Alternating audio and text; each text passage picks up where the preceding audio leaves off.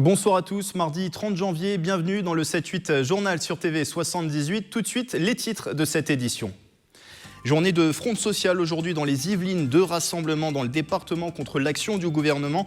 L'un mené par les personnels d'EHPAD, l'autre par les retraités. Nous recevons d'ailleurs les représentants des retraités des syndicats de la CGT et FSU 78.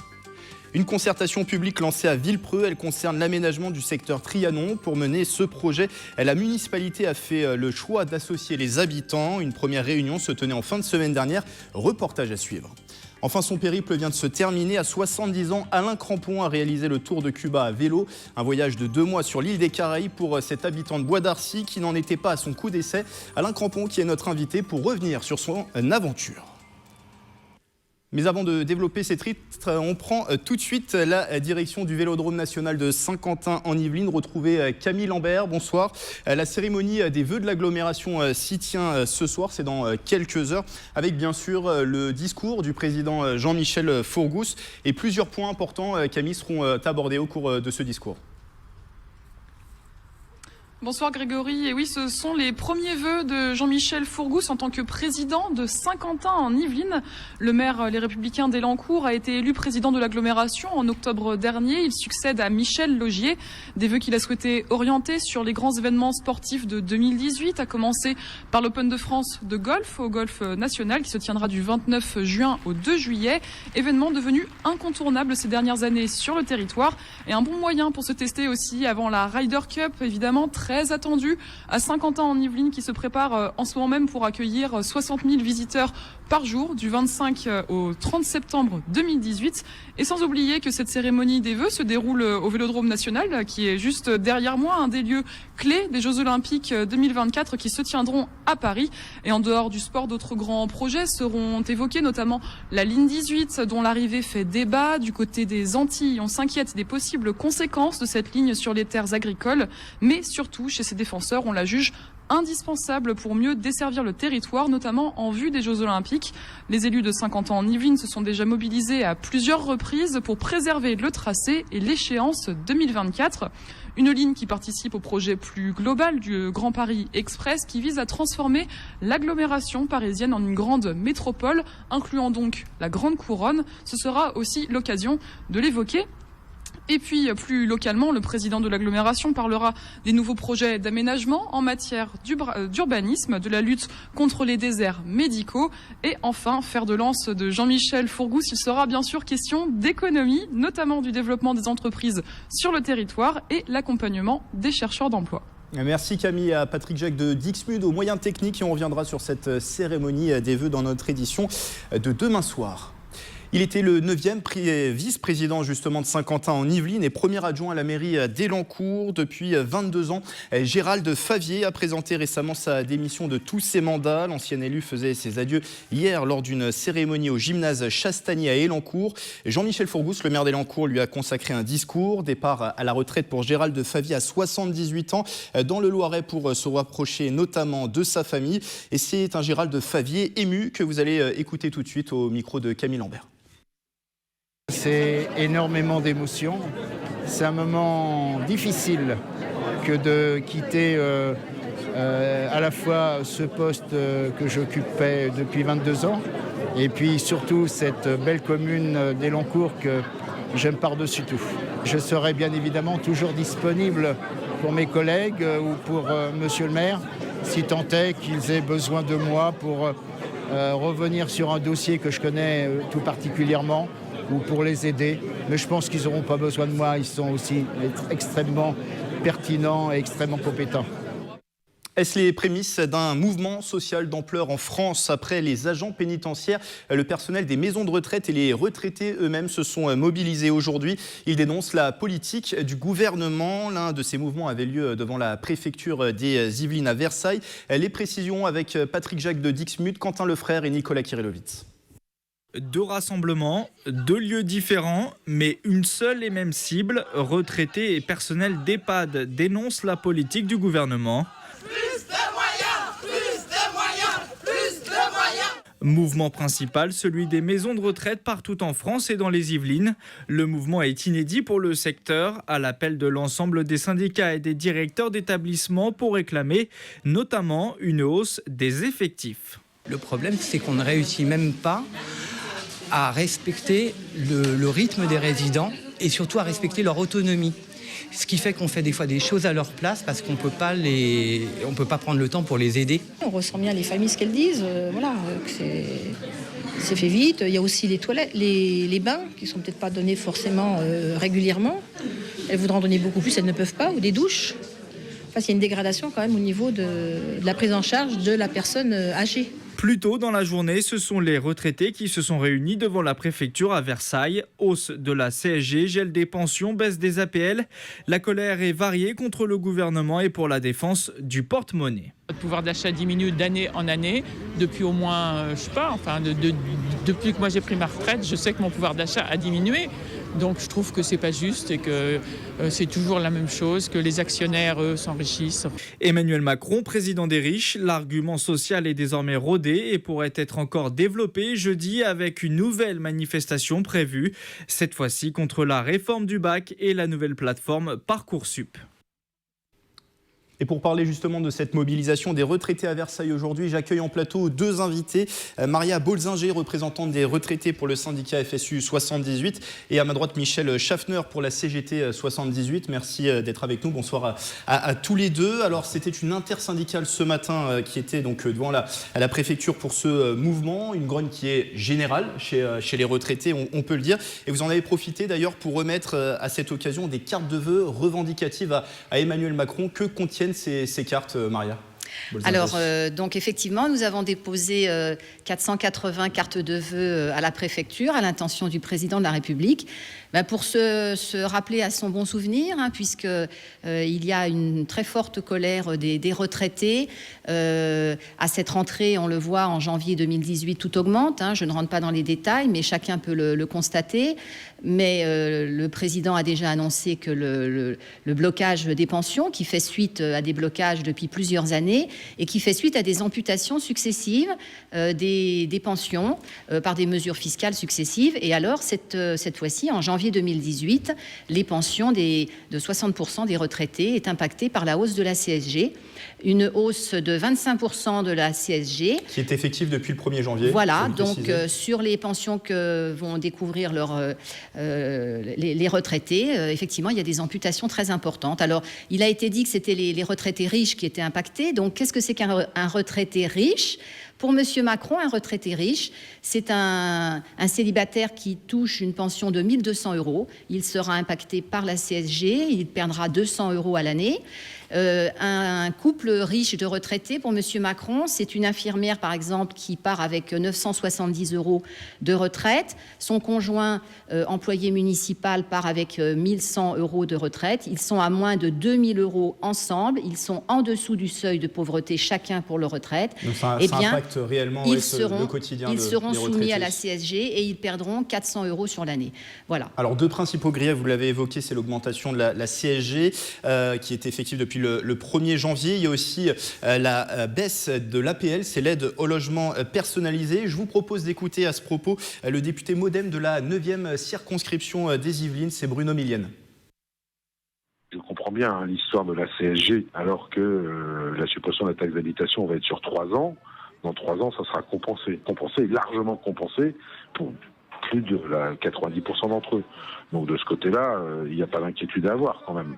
C'est que leurs revenus vont fatalement remonter mécaniquement au plus tard dans 3 ans. Après la baisse des APL, on va voir, on a la loi logement qui arrive, effectivement. Bon, le problème, c'est que la baisse des APL a été plus un effet d'aubaine que d'autre chose. Ça n'a rien résolu à la crise du logement.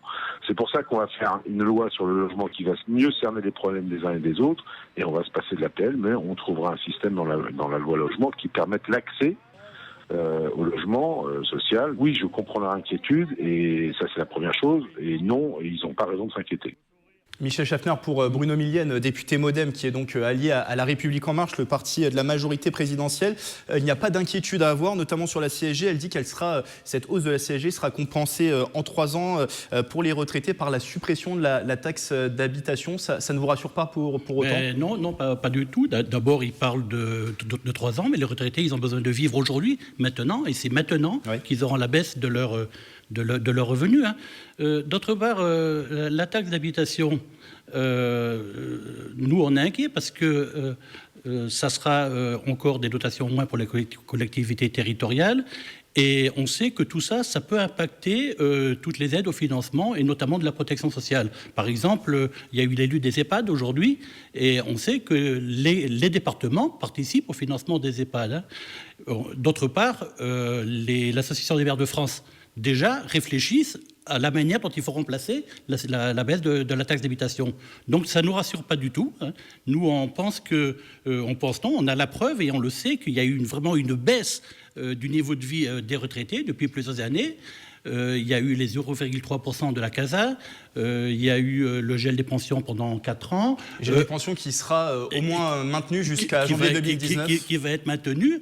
Et donc, moi, j'aimerais savoir comment le député qui a parlé pourrait vivre avec la pension qu'ont des millions de retraités en France.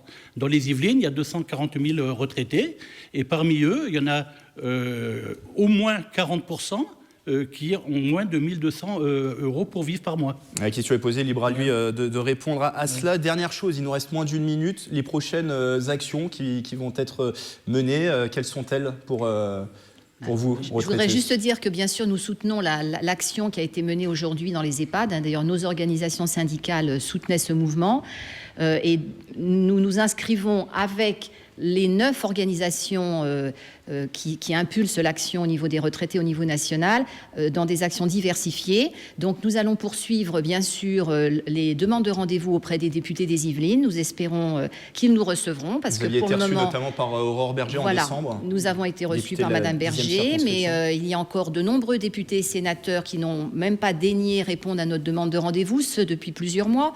Donc nous réitérons ces demandes pour nous faire entendre. Et puis nous avons donc ça c'est pour les actions au sein du département. Et puis vous avez une action, on a une perspective d'action nationale le 15 mars à l'appel donc des 9 organisations de retraités, organisations syndicales et associations. Donc là, ce sera un mouvement d'envergure nationale. Merci à vous deux, Maria Bolzinger et Michel Schaffner, d'avoir été avec nous. Je rappelle, vous êtes représentant des retraités pour 2 syndicats, Maria Bolzinger pour la FSU 78 et Michel Schaffner pour la CGT des Yvelines. Merci encore. Merci. Dans l'actualité également, le département placé toujours ce soir en vigilance orange inondation. 2400 foyers yvelinois sont concernés. Pic de crue atteint hier sur le secteur Seine-Paris que vous voyez sur ces images à Bougival. Sur la zone des boucles de Seine en aval de Conflans, Sainte-Honorine, la montée des eaux devrait atteindre son maximum dans la journée de demain. Des opérations de mise en sécurité et d'assistance se poursuivent. Les pompiers des Yvelines sont intervenus déjà à plus de 200 reprises. Conséquence, des inondations, des coupures d'électricité bien sûr, mais aussi des conditions de circulation très difficiles sur 3 axes, et notamment les axes des ponts, les accès aux ponts du Pec, de Findoise et de Poissy. Des points réguliers sur la situation sont à consulter sur le site de la préfecture des Yvelines. Un sujet plus local, à présent, Villepreux associe ses habitants au projet d'aménagement du secteur Trianon. Cette volonté de la municipalité a été lancée jeudi dernier par une première réunion publique. Elle servait à définir les grandes lignes de ce projet. La concertation se veut participative et va durer 12 mois. Les détails avec Aurélie Ronze. Des Villepreusiennes et des Villepreusiens curieux de connaître le futur visage du quartier central de leur ville. Pour cette première concertation publique, l'espace Michel Petrucciani a fait le plein. La mairie a souhaité associer les habitants pour l'aménagement du secteur du Trianon et de ses alentours. Consulter le public, les habitants et comprendre leurs préoccupations par rapport à ce qui va être indiqué. C'est toujours intéressant de le faire de vive voix, quoi. Nous sommes nombreux à être venus ce soir, donc nous sommes pour la plupart très concernés. Ce projet fait suite à l'élaboration du nouveau PLU, le plan local d'urbanisme. Objectif de cette première réunion, définir la méthode de concertation proposée aux Villepreusiens durant les 12 prochains mois. En fait, Villepreux s'est construit à des époques successives, comme beaucoup de villes, par l'apport de nouveaux quartiers. C'est un quartier qui est au croisement de tous ces quartiers et qui doit nous permettre de créer du lien entre ces différentes époques de construction de Villepreux et surtout d'améliorer le fonctionnement global de la ville. Si pour l'instant aucune piste sur les aménagements prévus n'a été lancée, d'autres réunions et ateliers sont prévus. Prochain rendez-vous le 10 février sur la place du marché pour une balade urbaine. Les habitants peuvent également donner leur avis par mail ou en mairie. C'est chaque mardi dans le 7-8 journal. Le portrait de la rédaction est consacré ce soir à Sophie Benabi. Cette Guyancourtoise de 27 ans a décidé de changer de voie professionnelle. Elle était ingénieure en informatique et elle a décidé de devenir spécialiste en médecine indienne. Une rencontre signée par Mickaël Elmidoro et Nicolas Dandry. Pour ça, vous donnerez du pipali, du poivre long. Je vais vous le noter parce que vous ne connaissez pas, avec du lait. Des conseils en thérapie donnés aux élèves, Sophie Benabi suit une formation Ayurveda avec Joyce Villaume, thérapeute et formatrice spécialisée dans cette médecine indienne. C'est une élève qui est assidue, qui est très enthousiaste, qui a déjà participé à la journée de l'Ayurveda en tant que masseuse et qui est très dynamique dans le groupe. Une journée avec des patients, les élèves apprennent à gérer une consultation, un questionnaire à suivre pour permettre de mieux connaître son patient avant de passer à l'auscultation. Là, on va prendre votre pouls pour voir les doshas, les énergies qui sont en déséquilibre dans votre organisme. Ça correspond au dosha vata, donc au dosha qui correspond aux éléments de l'air et de l'espace. Le majeur, c'est les éléments de l'eau et du feu, et l'annulaire, c'est les éléments de la terre et de l'eau. Et donc en fait, ça nous permet de déceler les doshas. Donc il y en a 3, vata, pitta et kapha, et de savoir donc d'où provient le déséquilibre par rapport aux éléments que je viens de citer. Moi j'ai décelé une vikriti en vata, une prakriti en pitta, un pouls assez chaud, assez lent. Quand on a un excès de pitta, c'est quand on a beaucoup de feu, donc ça va se traduire par des inflammations, par beaucoup de colère, par beaucoup de volonté de contrôler en fait sa vie et son travail. À 27 ans, Sophie Benabi suit sa deuxième année. Elle a commencé sa formation de médecine indienne en octobre 2016. Il y a un an, elle décide de changer de vie professionnelle. Elle quitte son poste d'ingénieur en informatique et se reconvertit dans l'activité ayurvédique. L'Ayurveda, c'est arrivé un petit peu par hasard, en lisant des livres, en tombant sur des articles sur Internet. Et puis voilà, coup de foudre. Donc c'est une médecine indienne qui veut dire en fait la science de la vie. Ayurveda, ça veut dire science de la vie. Et c'est une médecine en fait qui allie l'alimentation, les soins corporels et la spiritualité. Avec ses outils de thérapie, elle reçoit chez elle 1 à 2 personnes par semaine pour des soins en Ayurveda. Massage, consultation médicale, conseils bien-être, différentes prestations thérapeutiques avec des tarifs entre 40 et 55 €. Des séances mélangées à ses révisions. Je revois les cours que j'ai en présentiel sur Paris dans mon école d'Ayurveda et puis je lis les livres en fait, les livres sacrés de l'Ayurveda, les traités de l'Ayurveda qu'on doit apprendre en fait, ce qu'on appelle les textes classiques. Donc je les révise, je les apprends, j'essaie de classer par thématique.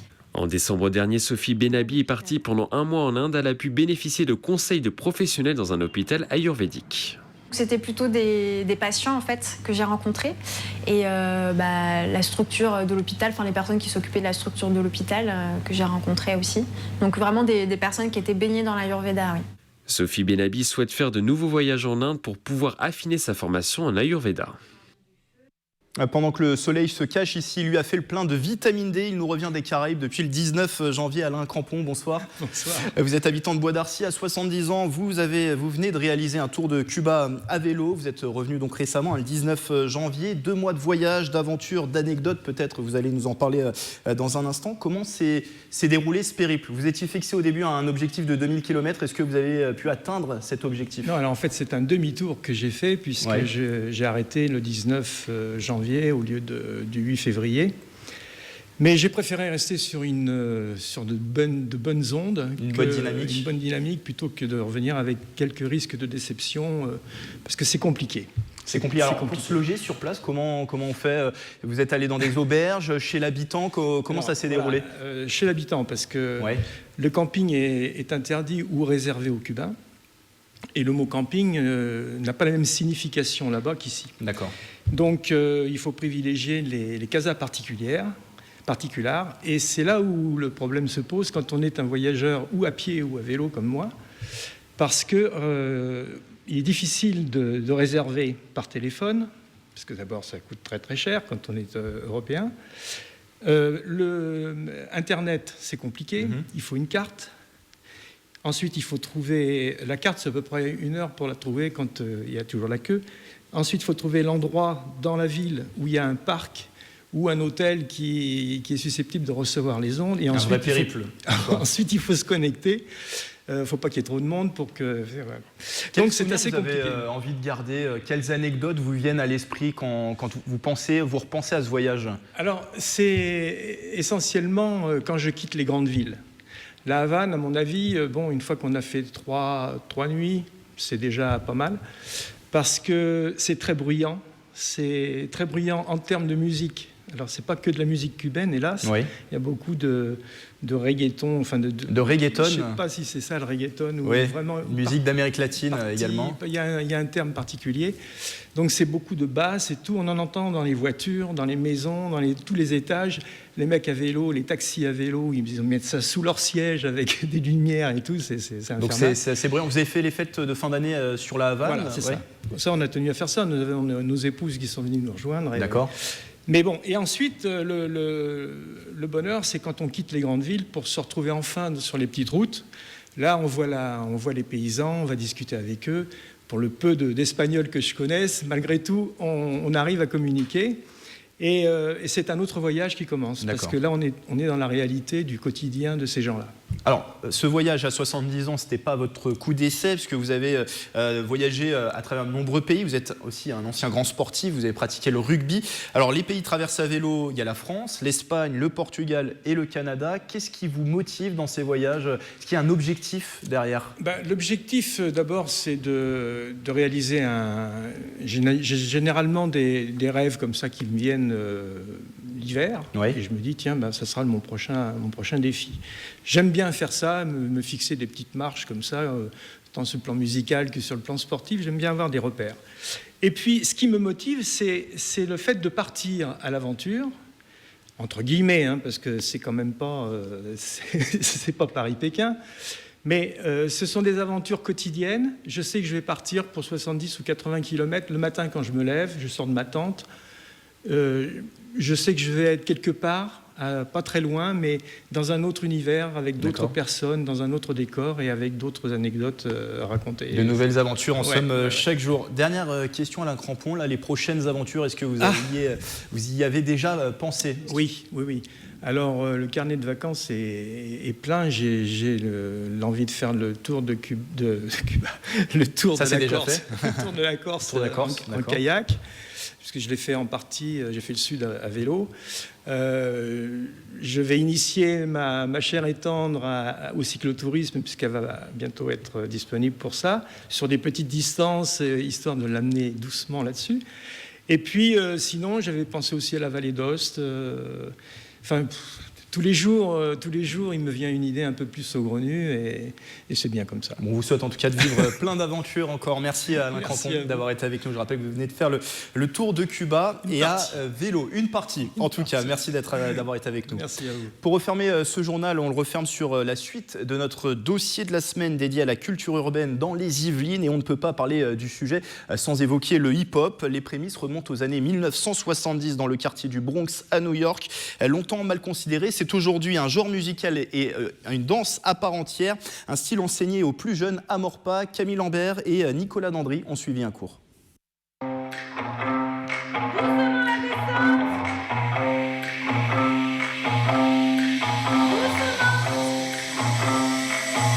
Le rythme dans la peau, ces élèves perfectionnent leur chorégraphie.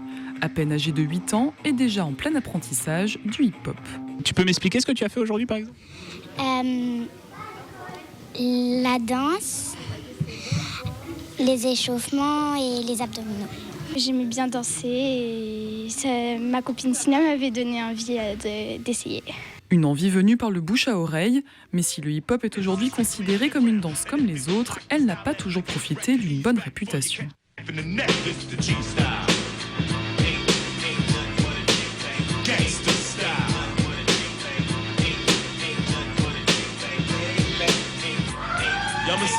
Né dans les années 70 dans le Bronx, quartier connu de New York pour ses gangs et ses trafics de drogue, la culture hip-hop se développe dans les années 80-90. Des artistes comme Ice-T ou NWA favorisent son ouverture mais véhiculent une image violente.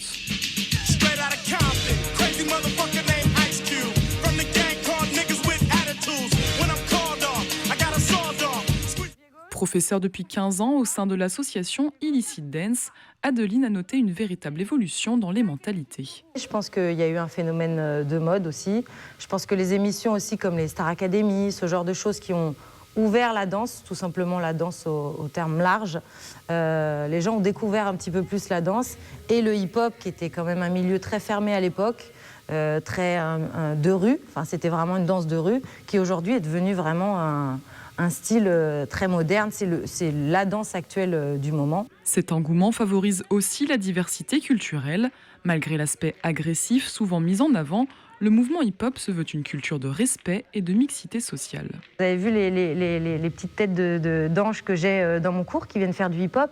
Donc ça, c'est juste génial en fait. C'est plus réservé à une tranche sociale en fait. C'est plus à l'époque, comme on disait, c'est ceux qui n'avaient pas trop les moyens, qui faisaient ça un peu tout seuls de leur côté. Aujourd'hui, non, c'est vraiment ouvert à tout le monde. Un style que chacun peut pratiquer à une seule condition. Tu as un conseil pour être bon au hip-hop ? Compter, pour connaître les pas, pour être sur la musique, pour tout. Pied gauche, 5, 6, 7, 8, Et voilà, c'est la fin de ce 7-8 journal. C'est à revoir notamment sur notre application mobile TV 78. Excellente soirée à tous.